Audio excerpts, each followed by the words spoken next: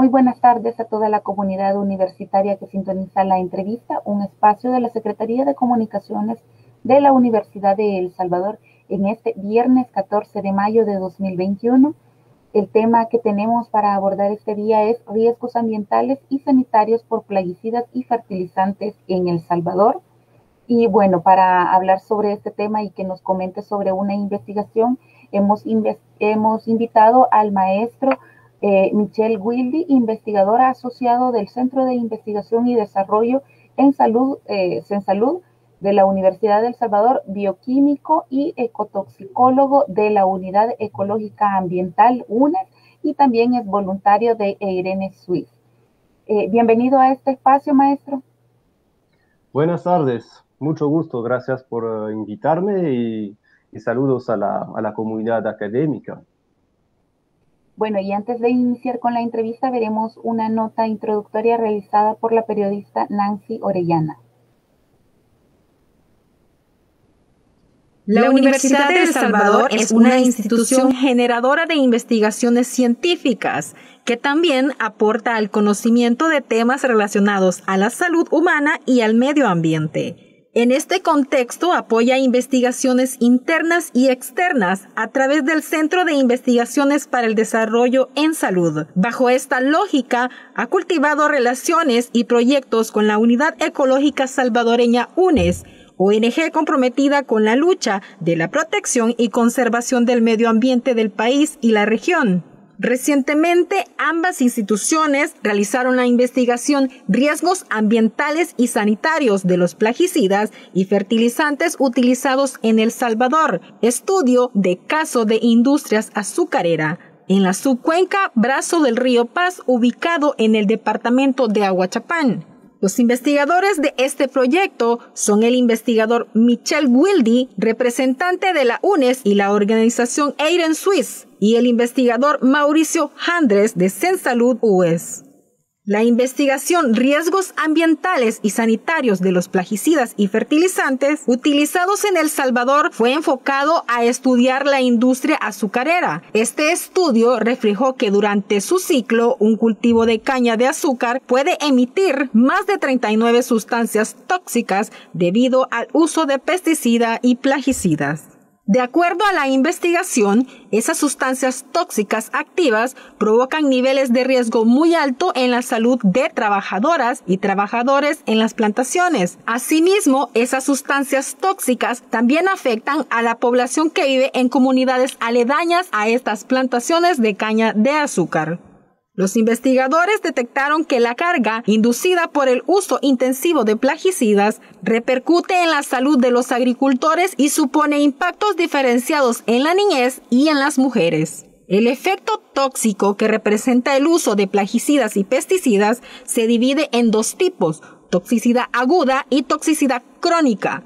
De acuerdo con la investigación, en El Salvador son importados cada año 80,000 toneladas de fertilizantes y 4,300 toneladas de plaguicidas que se aplican a los cultivos sin ningún control y sin tomar en cuenta los peligros que supone para la salud humana e impacto negativo en el medio ambiente.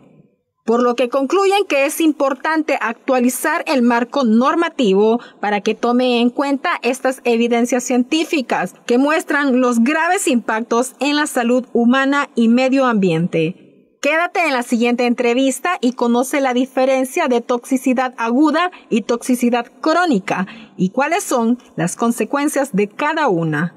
Informó Nancy Orellana. Muchas gracias a la periodista Nancy Orellana por esta información que nos pone en contexto sobre la investigación realizada. Continuamos en esta entrevista con el maestro Michel Wildy, hablando sobre la investigación que se titula Riesgos ambientales y sanitarios de los plaguicidas y fertilizantes utilizados en El Salvador, estudio de casos de la industria azucarera en la subcuenca Brazo del Río Paz. Es una investigación que se realizó entre la Unidad Ecológica Ambiental, la UNES, y el Centro de Investigación y Desarrollo en Salud, CENSalud. Maestro, tal vez si podemos empezar hablando, que nos comente brevemente sobre el trabajo conjunto entre la UNES y CENSalud. Sí, claro, con mucho gusto. Entonces, ahorita estoy haciendo hace 2 años un trabajo voluntario en la Unidad Ecológica Salvadoreña y hemos realizado un estudio de investigación en colaboración con el Centro de Investigación y Desarrollo en Salud. Entonces, esta colaboración es muy importante, a saber que estamos realizando actividad en conjuntos en los sitios, en la área natural protegida del país, incluidos humedales de Garita Palmera, Metalillo y Barra de Santiago. Entonces, durante el año, la UNES, en colaboración con Salud, está haciendo un monitoreo de los manglares, que sea por los parámetros físico-químicos y también biológicos. Significa para ver la diversidad biológica que hay en los humedales al fin de asegurar la protección de esos ecosistemas que tienen una importancia al nivel mundial. Son todos parte de los sitios Ramsar. Bueno, empecemos hablando ya sobre la investigación. ¿Cuáles son los objetivos de esta investigación? Los objetivos de la investigación fue de 4 tipos. Primero empezamos a hacer un poco un análisis, un poco del marco jurídico nacional e internacional que controla importación y uso de plaguicidas en el país, al fin de ver si habría vacíos y si se necesitaría actualización al fin de proteger la salud humana y también el medio ambiente. Esta investigación lleva 2 otros objetivos, que es de hacer una evaluación de riesgo al nivel de la salud humana para las personas que utilizan este tipo de productos químicos en los cañales, pero también una evaluación de riesgo del medio ambiente contra el uso de este tipo de producto agropecuario. Y al final de esta investigación hicimos una parte de recomendaciones al nivel de regulatorio, al nivel tanto nacional que local, de lo que se podría hacer para mejorar la situación y reducir la exposición de la gente y del medio ambiente a este tipo de sustancias. Bueno, tal vez sí podríamos hablar sobre la carga de químicos que hay en el país y el uso que se hace en los cañales. Tal vez sí nos puede hablar un poco sobre este aspecto, maestro. Vaya, sí, a saber que los primeros pasos para hacer una evaluación de riesgo es ya saber la carga, el peso de los agroquímicos que hay en el país, porque de eso en ciencia ambiental hablamos de las presiones por actividad humana sobre el medio ambiente. Y también la carga anual es importante para ver cómo es un índice de exposición general de la población a esos productos. Entonces, lo que hicimos es un análisis de cada producto que se importaron entre 2018 y 2019, el equivalente de 12 meses. Entonces, con cifra muy general, tenemos una importación cada año de 1.500 toneladas de productos biocidas. Biocidas son los productos que no se ocupan en la agricultura, sino en sus hogares para matar cucarachas, matar ratones y todo eso. Eso es de un valor de 1.500 toneladas. Una tonelada está equivalente a 1.000 kilos. Pero se importa todavía 4 veces más de plaguicidas por una masa equivalente a 4.700 toneladas. Entonces hablamos de fungicidas, hablamos de insecticidas y hablamos de herbicidas. Esos productos se ocupan directamente en la naturaleza, se va a aplicar directamente en el medio ambiente. De eso se añade 50 veces más, 80.000 toneladas de fertilizante, que son normalmente nutrientes que se encuentran en poca concentración en el medio ambiente y que son los límites para el crecimiento de las plantas. pero en los modos de cultivo convencional se añade este tipo de producto que viene de minas, por ejemplo, de Marruecos, en todos los suelos del país, a donde se ocupa eso. Si usted quiere saber un poco sobre la dinámica de importación, entonces la dinámica de importación sigue un poco los ritmos de los cultivos.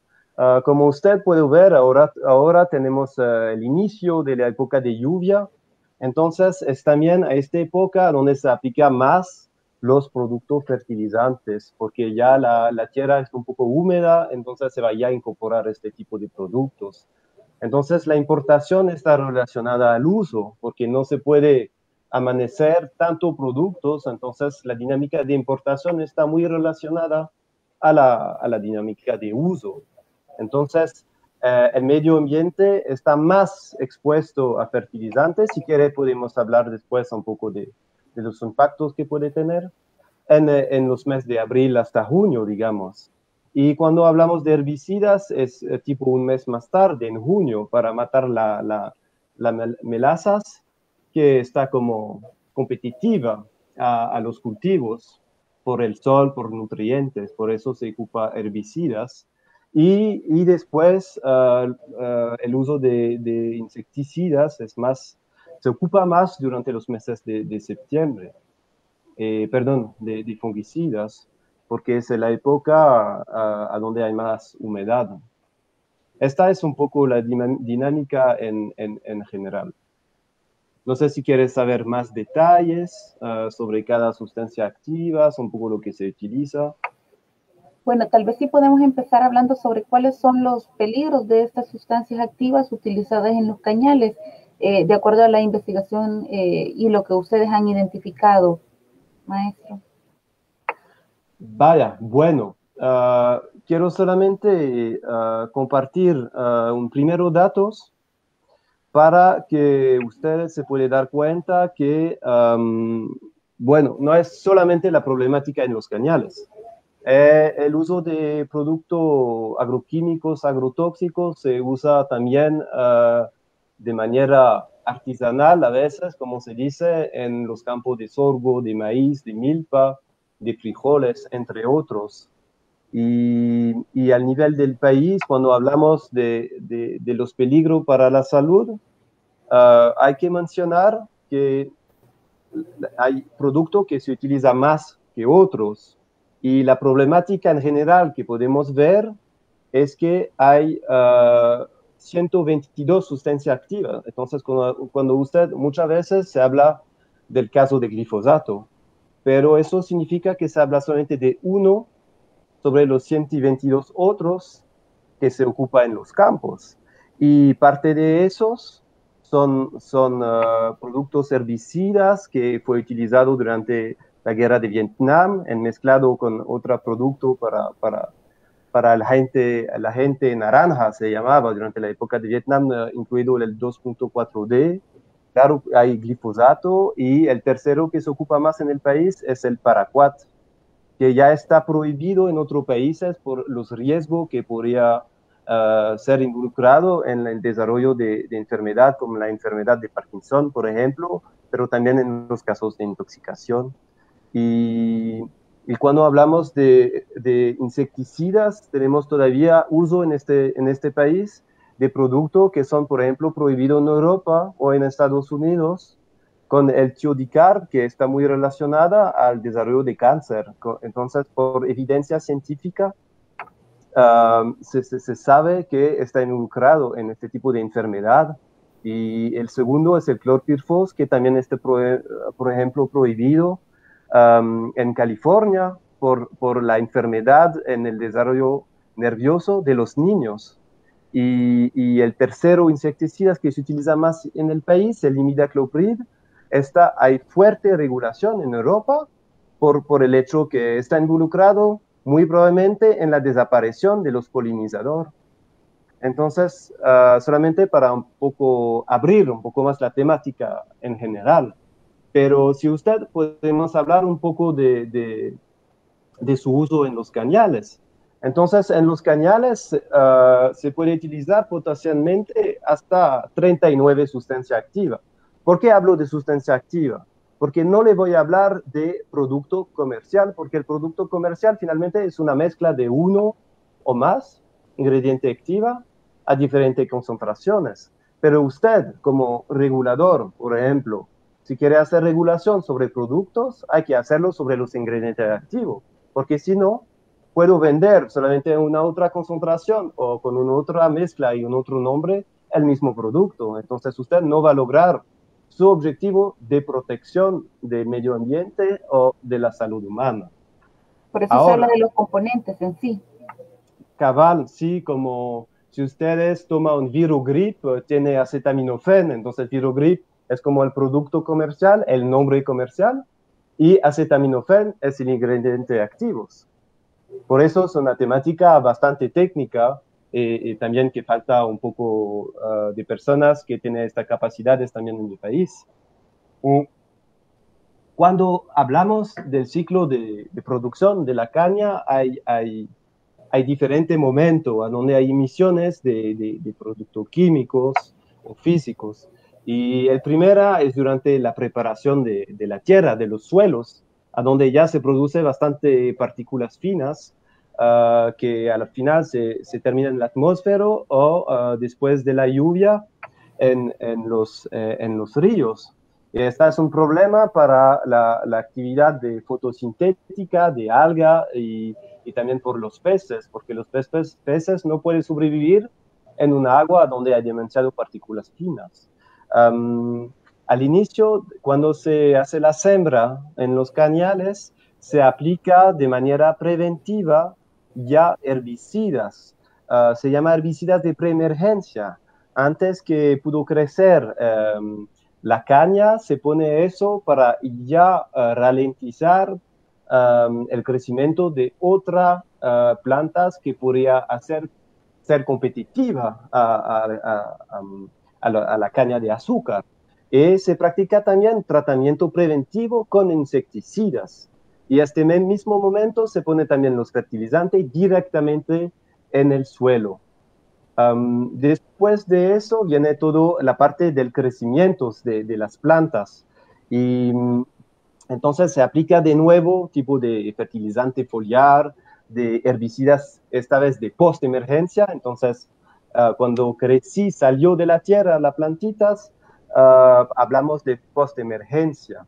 Y viene el momento después de que a donde hay bastante problema ahorita en la comunidad sobre eso es el hecho de la aplicación aérea de madurante como glifosato por avioneta, y eso a concentraciones bajas en el sentido que cuando se aplica este tipo de madurante en la caña no es para matarla, sino de reducir su crecimiento o parar su crecimiento para que el nivel de azúcar puede subir en la caña, la concentración. Y desafortunadamente se practica a gran escala todavía la práctica de la quema. La quema puede estar relacionado también con problemas de salud por la comunidad que vive alrededor, por las partículas finas que se produce a este momento y otro producto que se llama HAP, hidrocarburo aromático policíclico, y que lo respire las personas. Y al final también los trabajadores que cortan esta caña. Es como para decir y demostrar un poco que en este tipo de cultivo industrial muy intensivo hay durante más o menos todo el año, porque dependiendo de la parte del país que se pone más caliente o menos caliente, en la zona costera, acá se puede ver sobre esta diapositiva el calendario un poco de las diferentes fases a donde se aplican los diferentes agroquímicos. Se puede ver que no hay un momento a donde la naturaleza puede hacer una pausa y entonces hay una presión por contaminante un poco constante sobre los ecosistemas acuáticos. Y bueno, está un poco técnico, pero hicimos un grande trabajo para hacer estimación del uso de agroquímicos en los cañales. Entonces, se aplica, los cañales son conocidos para utilizar una grande cantidad de herbicidas, al contrario de otro tipo de cultivo como el café, a donde se ocupa mayoritariamente, se ocupa fungicidas, o por ejemplo en plantación de frutas como sandía se ocupa principalmente insecticidas. Pero un caso particular de los cañales es el uso de herbicidas, incluyendo sustancia activa con el diurón, el 2.4-D y el glifosato.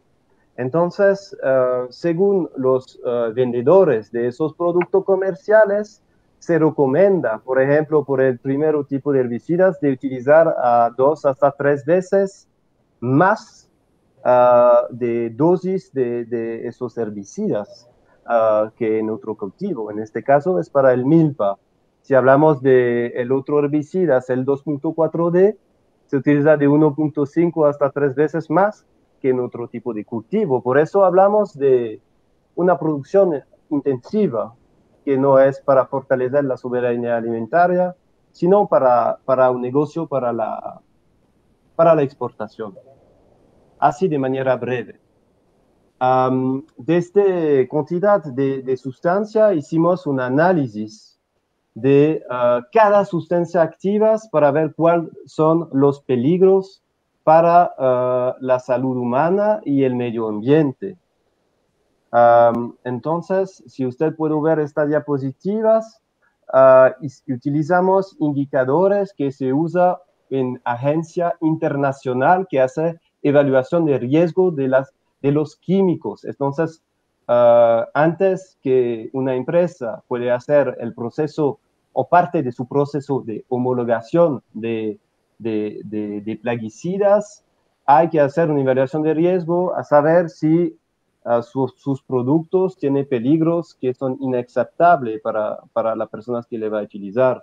Entonces, la toxicidad es solamente toxicidad aguda, entonces a corto plazo es solamente uno de los 13 indicadores de peligro que cada sustancia podría tener para la salud humana.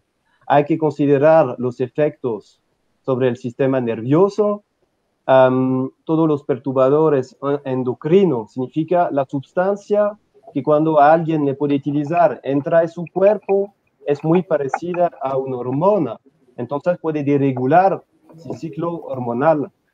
Tomamos también en cuenta indicadores como la reprotoxicidad, entonces la toxicidad sobre el aparato reproductivo de los hombres y de las mujeres, pero también dos indicadores, unos que si la sustancia es mutagénica, significa que se puede hacer cambio en su material genético, o si puede provocar una incidencia más fuerte en los cánceres. Tomamos en cuenta indicadores para la quemadura, sensibilización de la piel, de los impactos que puede tener sobre todo el aparato del estómago, el sistema biliar, y tomamos un indicador más que no se toma en cuenta normalmente, que es la toxicidad específica para los riñones, porque como usted sabe, el país sufre de una epidemia, la más grande, pero que no se habla suficientemente de la enfermedad renal crónica, incluido una que se llama de cosa desconocida, que podríamos hablar más tarde, pero que impacta más las comunidades campesinas que justamente utilizan este tipo de productos. Entonces, en este trabajo, para un poco facilitar la interpretación, hicimos como un sistema de puntuación, a ver cuál sustancia finalmente tiene más características de peligro para la salud humana. Sin embargo, hay que considerar que, por ejemplo, si una sustancia tiene efectos sobre el cáncer, es ya un parámetro suficiente importante para tomar decisiones a nivel regulatorio para impedir el uso o reducir de manera significativa el uso de esos. Entonces, si usted toma solamente, ahorita son los resultados del análisis, si usted toma solamente lo que se hace normalmente, desafortunadamente, se toma solamente el parámetro de toxicidad aguda, entonces de los productos que se utilizan en los cañales, van a encontrar que hay solamente 7 sobre los 39 que son tóxicos. Esto sin tomar en cuenta los 12 otros parámetros de peligro para la salud humana a largo plazo. Y sobre esta misma toxicidad aguda se discrimina un sistema de etiqueta verde. Entonces, los productos que se puede comprar más fácilmente llevan una etiqueta verde porque son menos dañinos por la salud a nivel de la toxicidad aguda. Pero el problema en eso es que la etiqueta verde se basa solamente sobre pruebas sobre ratones a corto plazo. Entonces se va a inyectar en ratones y ver 24 horas después o 48 horas después cuántos murieron, los 50% de los ratones que murieron. Pero no toma en cuenta, acá es el resultado de las 39 sustancias que puede tener a largo plazo para la gente que lo está utilizando, porque finalmente la toxicidad aguda es finalmente un indicador que, como se puede ver, es muy bajo a comparación de otros. Y lo que es preocupante son los efectos que puede tener sobre el aparato reproductivo. Como usted puede ver sobre este gráfico, son unos 27 sobre los 39. Podemos ver después, más tarde, pero hay mujeres también que trabajan, a veces embarazadas, aunque no se debería, con este tipo de productos. Y un indicador también importante por el país, creo que son los que tienen impactos, toxicidad comprobada sobre los riñones. Porque a nivel de tomador de decisión se debería tomar también este tipo de evidencias científicas. Y entonces, usted podría acceder a esta investigación que podría ser utilizada para dar un poco la base científica a la evaluación de riesgo. Entonces, acá son los resultados de la puntuación, donde se puede ver que para la salud humana, los herbicidas más preocupantes que se ocupa en los cañales son el 2.4D para Maestro, sí. podemos hacer una pausa y hablar un poco sobre el impacto ambiental a modo de reflexión, lo que ustedes han identificado y sobre todo por lo que usted mencionó que hay un peligro en los sistemas acuáticos. Sí.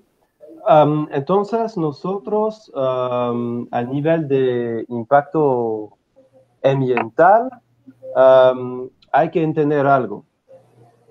Primero, nosotros hicimos el estudio de casos, se encuentra en la zona baja de Río Paz, donde directamente abajo de los cañales se encuentra los ecosistemas de importancia internacional. Entonces, de manera muy general, sin hablar de cada sustancia activa y todo eso de manera muy complicada como yo acabo de hacerlo, hay que entender que, por ejemplo, los herbicidas tienen un modo tóxicos a menudo, a veces tienen otros impactos, pero más por todo que es las plantas, algas, todos los organismos fototróficos, los organismos que hacen fotosíntesis. La fotosíntesis es el hecho que las plantas pueden crecer gracias a la presencia de agua dulce, a veces más o menos salada, depende en el manglar, y del sol. Entonces, los herbicidas en general impacta, acá se puede ver sobre esta diapositiva, la cadena trófica.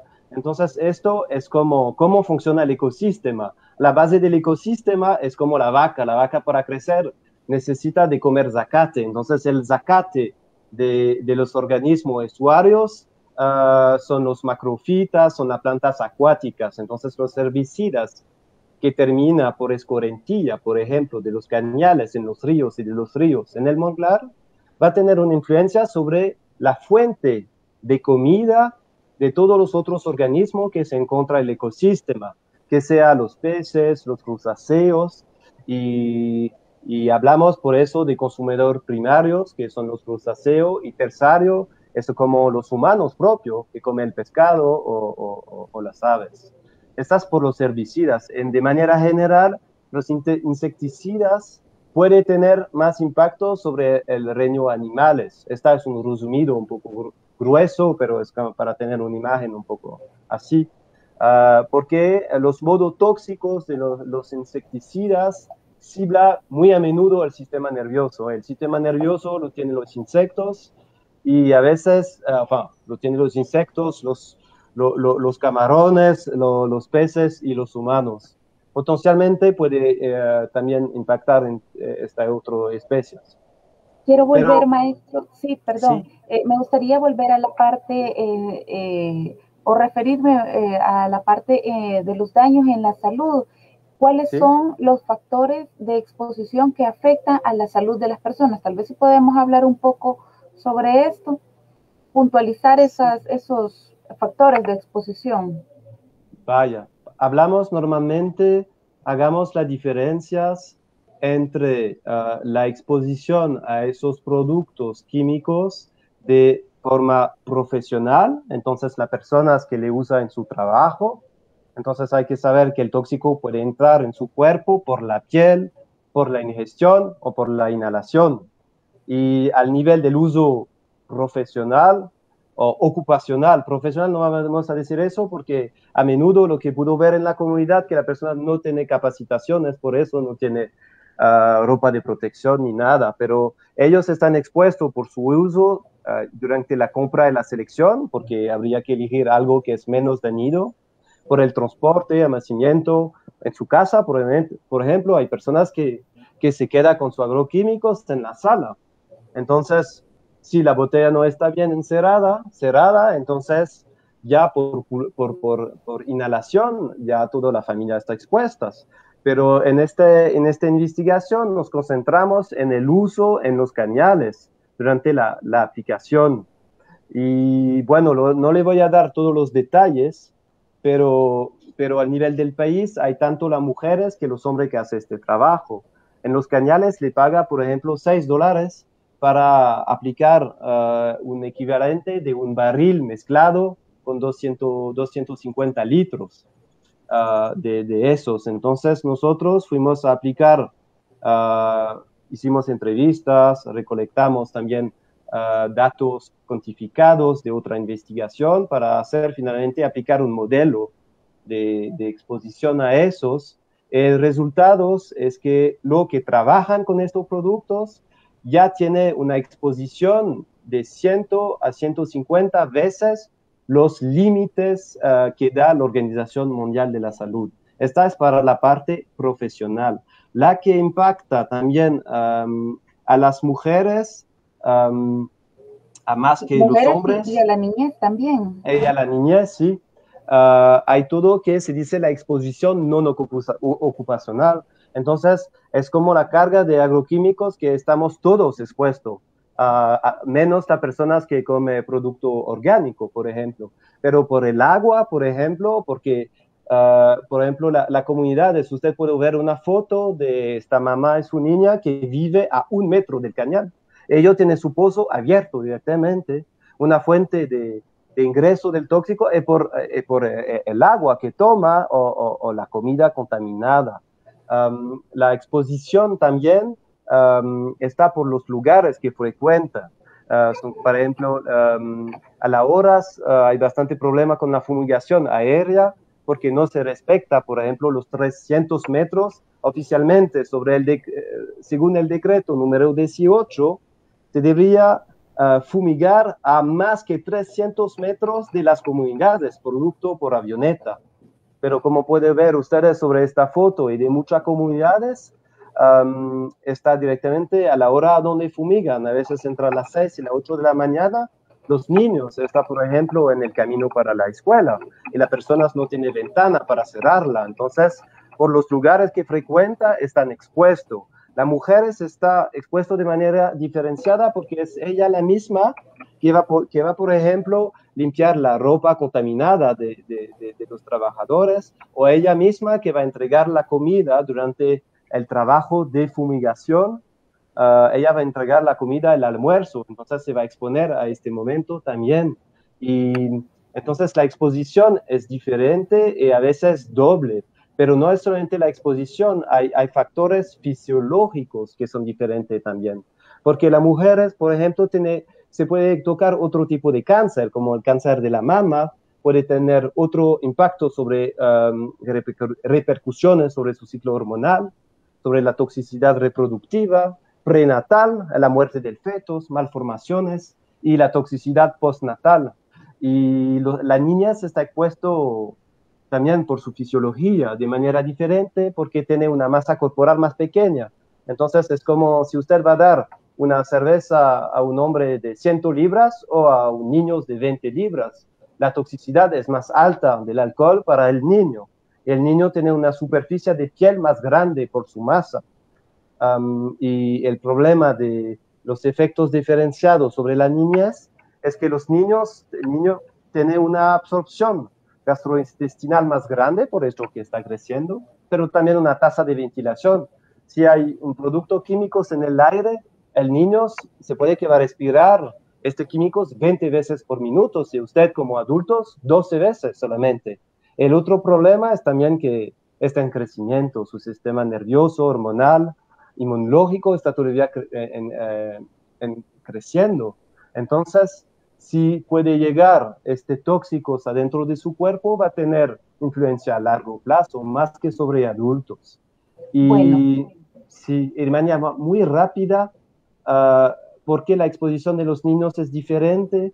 Porque tenemos casos de mujeres que aplican estos plaguicidas porque el pago de $6 no es suficiente solamente para una familia. Entonces, esposo y esposa hacen este trabajo, no sé si ella está embarazada, ya está dentro del vientre, ya está expuesto por el leche maternal, porque tiene mucho grasa, entonces puede porque acumular la madre adentro. está consumiendo, está absorbiendo toda esta contaminación, se podría decir.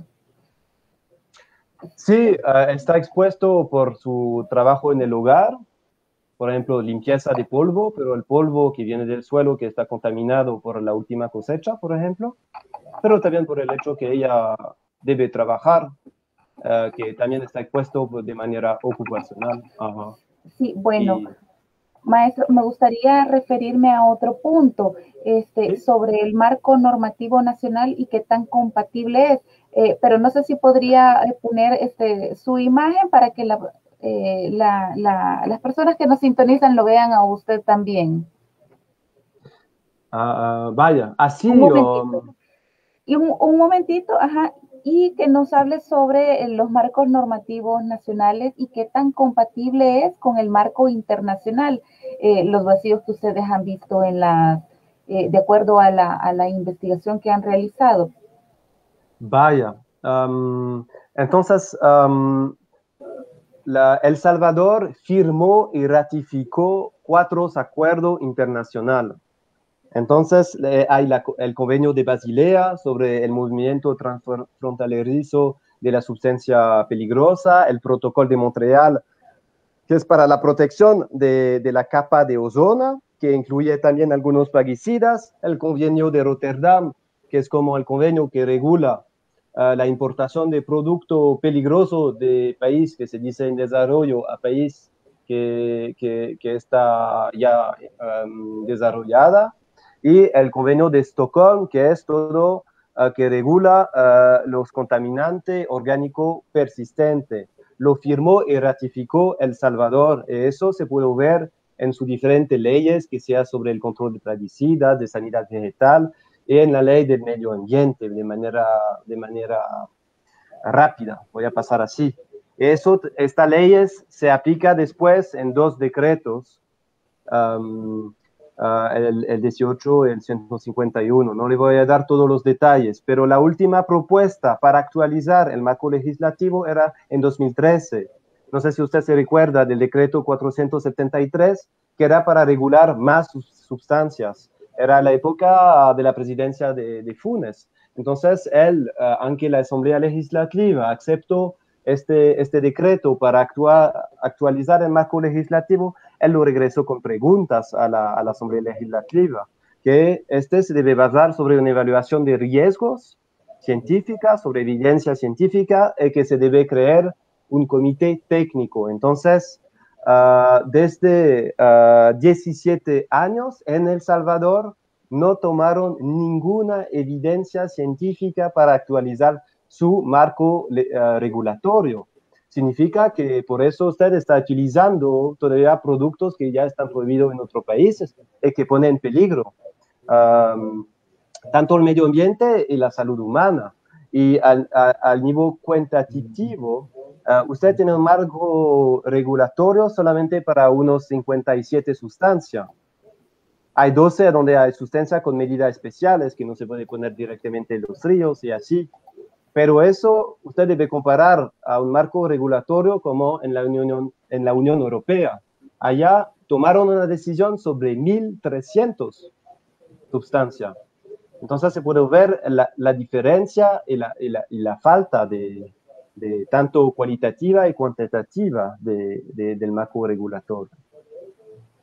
Bueno, y otro capítulo importante de la investigación es las recomendaciones que usted mencionó. Si nos podría hablar un poco sobre las recomendaciones que ustedes hacen en esta investigación de acuerdo a todo lo que han observado y han estudiado, maestro.